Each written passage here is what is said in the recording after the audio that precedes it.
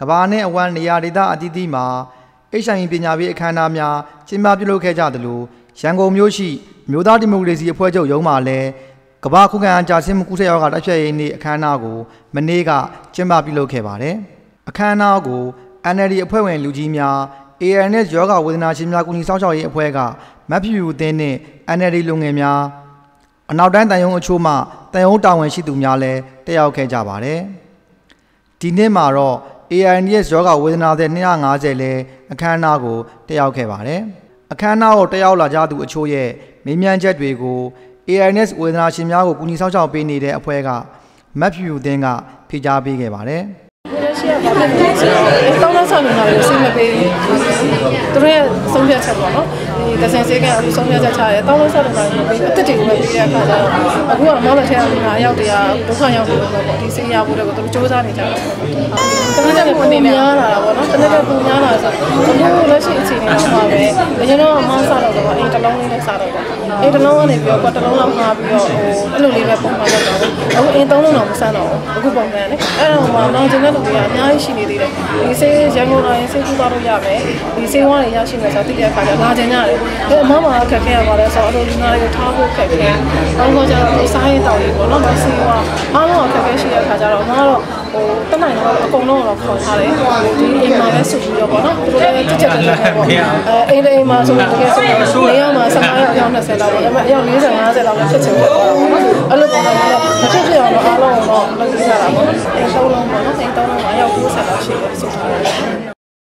ဒါအပြင် ANS ယောဂဝေဒနာရှင်များကိုညီဆောင်ဆောင်ပေးနေတဲ့ဖဲကျိုးနီအဖွဲ့ရဲ့ကြုံတွေ့နေရတဲ့အခက်အခဲများနဲ့မြန်မာနိုင်ငံမှာလက်ရှိကြုံတွေ့နေရတဲ့ ANS ယောဂပြန်ပွားမှုအခြေအနေကိုလည်းရှင်းလင်းပြပြခဲ့ပါတယ်။ဒီမြန်မာပြည်ဝင်လာတဲ့ NGO တော်တော်များများလည်းဝင်လာကြတဲ့ဒါအကုန်လုံးလည်းတည်တာလေ။ဒီမတို့ဒီကနိုင်ငံရေးဖွဲ့စည်းမှုရှယ်တော့ကိုကြီးပေးလို့မရဘူး။အဲ့လိုဖြစ်တဲ့အခါကျတော့မတို့ကတော်တော်များများ NGO ရဲ့အကူအညီမရဘူး။ဒါမတို့တော့သွားပြီးတော့ NGO ပို့လို့တော့ရတယ်။ဒါပေမဲ့တချို့ NGO တွေဆိုတော့ဆိုးလာတယ်ဆိုလို့ရှိရင်ဒါမှမစီမံနေတဲ့လူနာဆိုစိတ်မပေးဘူး။ဒါမှနဲ့ဆက်သွယ်လူနာဆိုလို့ရှိရင်မာနေရတဲ့ပါလဲဟိုဆက်ဆံလာကြတယ်။နည်းနည်းခက်ဆိုးဆိုးလေးဆက်ဆံလာရတွေ့ရတယ်ပေါ့နော်။အဲ့ဒါဘာနဲ့ဆိုင်လဲဆိုတော့ဒီ NGO ကနေပြီးတော့ဒီ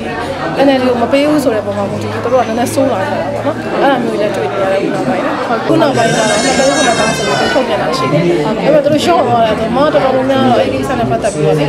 ေဆရာဝန်တွေနဲ့လည်းစကားပြောကြည့်တယ်နောက်ဒီလုပ်ငန်းကိုပေါ့လက်တွေ့ကြကြလုပ်နေတယ်ဒီမောလည်းလက်တွေ့လုပ်နေတာပေါ့နော်ဒီမောတော့ဒီကဖိတ်ခါတွေကောက်ဖို့အရင်ခက်တယ်ဒါကောက်ဖို့ဆိုတာတကယ်ဟိုကျမရေးစီဌာနတွေဘာလို့ကနေတော့ဥဆောင်ပြီးတော့တနိုင်ငံလုံးတိုင်းလာလည်းကောက်မှပဲစစ်မှန်တဲ့ data ရမှာပေါ့နော်ဒါပေမဲ့အမှန်တကယ်လက်တွေ့ကြကြလုပ်နေတဲ့ဆရာဝန်တွေဘာသာမေးကြည့်တဲ့အခါကျတော့သူတို့ကပြောတယ်ဒီရော့သွားတယ်ဆိုတာတေးဆုံးတော့လို့ဒါရော့မှာမြန်မာပြည်အခြေအနေကတော့ဒီ HIV ရဲ့ဖြစ်ပွားနှုန်းရောတေးဆုံးနှုန်းရောမြင့်နေတာပဲလက်ရှိအခြေအနေနဲ့ဘာလို့လဲဆိုတော့အခုလက်ရှိမဆီမှာလာပြီးစိတ်ကူးတာကိုလာနေတဲ့လူတွေတော်တော်များများများလာတာကိုကြည့်နေတာဒီဥစ္စာရှော့သွားတယ်ပြောလို့မရဘူးပေါ့နော်ဘာလို့ခေါ်ကြဒီ data တွေနဲ့ပတ်သက်တော့သူတို့ဘယ်ဦးရှိရလ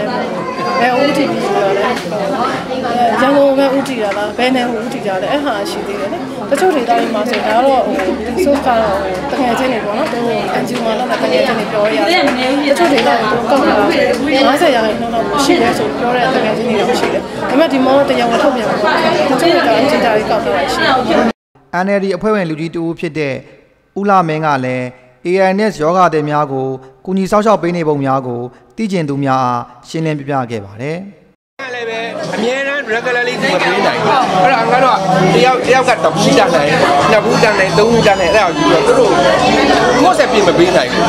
9ရက်စာဟုတ်လား9ရက်စာသူဒီမဟုတ်14ရက်စာကိုယ့်ဟာကိုအမိလေးပေါ့နော်ဟုတ်အဲ့လိုကိုယ်ကမလာခင်လေးအဲ့လိုအငယ်တို့လုတ်ခဲ့တဲ့အတွက်ဒီနေ့တယောက်1000ကျော်အငယ်တို့က save လုပ်နိုင်တယ်ငယ်တို့လုတ်လာတာ9နှစ်ရှိပြီ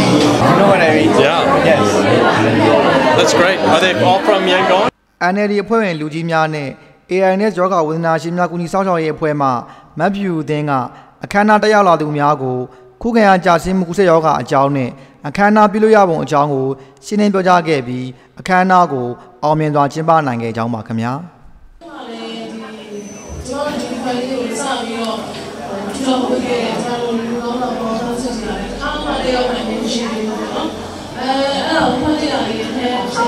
ဘာကြောင့်လဲဆိုတော့ကျွန်တော်တို့တကယ်တမ်းကျင်းပလိုက်တိုင်း ဒီဆောင်လေးကတောင်းတော့ပါပဲပေါ့နော်အဲ့ဒီတော့လည်းဆိုလို့ရှိရင်လည်းကျွန်တော်ဒီမှာလေးညာတာကိုမြင်နေနိုင်ရှိ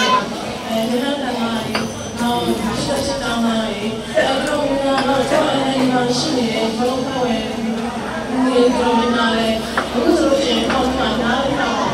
အခုလည်းဆိုလို့ရှိရင်ကျွန်တော်ဒီကနေ့ဒီမှာကျွန်တော်နားရတဲ့တွေ့ရတယ်အခုလည်းဆိုကျွန်တော်ဝင်တော့တကယ်ကိုကိုနေပြီးတော့စိတ်ပေါ်တော့ကိုနေပြီးတော့ဒီလိုများအားလုံးကထောက်ရမှတော့တဲ့အခါကျတော့ဒီမှာကျွန်တော်ရဲ့ရှိတဲ့ဒီကနေ့ကတော့ဒီလိုအကုန်လုံးကထောက်ရမှရှိနေတယ်ဒါပေမဲ့သူမရှိတယ်ပဲသူဖြစ်စေချင်တဲ့ဆန္ဒသူတို့လုပ်ချင်တဲ့ဆန္ဒကိုကျွန်တော်ကစိတ်တောင်းနိုင်ဖို့ရှိတယ် ဒီလိုကဒီအိမ်ကြီးတောက်ဆိုးရင်ဒီလိုရတယ်အဲ့လိုပြောရတဲ့အခါမှာဟလာဒီလိုရာဘာလို့ဆိုရဲလူလူရာအဲ့ဒီမနေနေတယ်လို့ပဲဟလာအဖွဲ့ရဲ့ခေါင်းဆောင်ဖြစ်တဲ့ခေါင်းဆောင်ကြီးကိုပုံပြရတယ်လက်ပိုက်ကြည့်နေတယ်ဒီလိုနဲ့ပတ်သက်မှာပတ်သက်တာကြီးတယ်လို့ဒီကြီးရတယ်မှာလူလူကြားထဲမှာလူ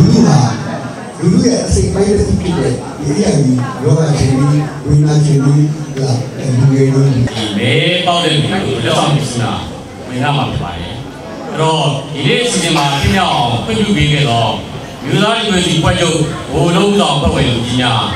အစီအစဉ်ကိုဦးညီပံ့ပိုးခဲ့တော့လူရှင်များနဲ့တက်ရောက်လာတဲ့လူနာများကိုစီစဉ်ဆောင်ရွက်သူများကိုသာကျေးဇူးတင်ကြောင်းပြောကြားရင်းနဲ့ဒီနေ့ကျေးဇူးတင်စကားပြောရင်းစီစဉ်ပြီးတော့ကြောင်းတင်ညာပါတယ်